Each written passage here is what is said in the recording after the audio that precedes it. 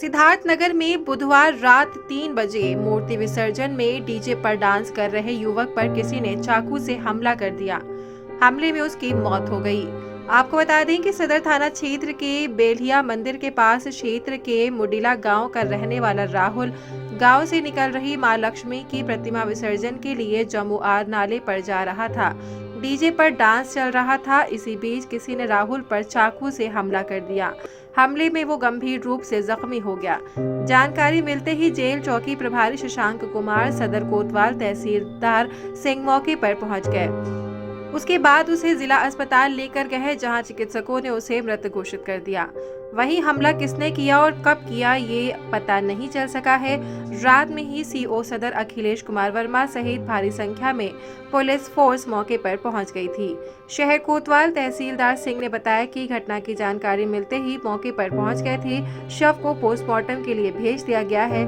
किसने हमला किया, क्यों किया, इसकी जाँच चल रही है।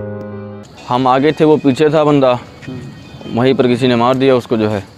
अब अगर राहुल वर्मा, उम्र कितनी रही? 18 से 19 करीब में होगा। वो कहाँ गए थे?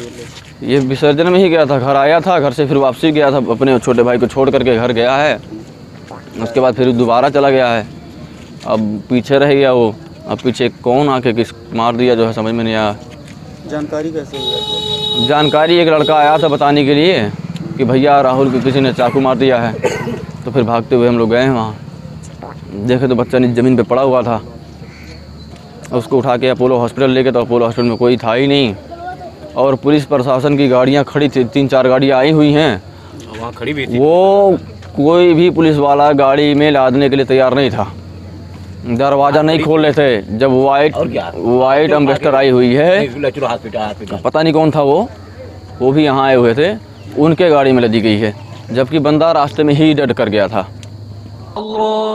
दुआ भी तकदीर बदल देती है, हम कहते नहीं करके दिखाते हैं। बाबा के दरबार में सभी दुख दर्द मिटाए जाते हैं।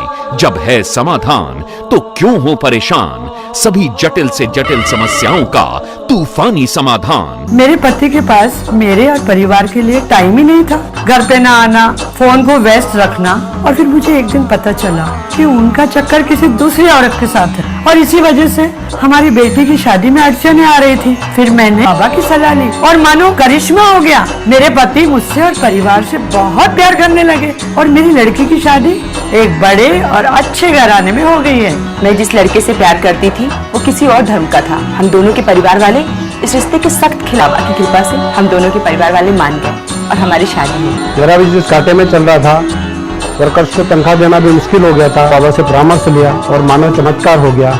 आज मेरा बिजनेस पूरी इंडिया में फैल चुका है। अब आपकी समस्याओं का 100% समाधान सिर्फ एक फोन कॉल से दूर हो सकता है। तो अभी फोन करें और लाभ उठाएं।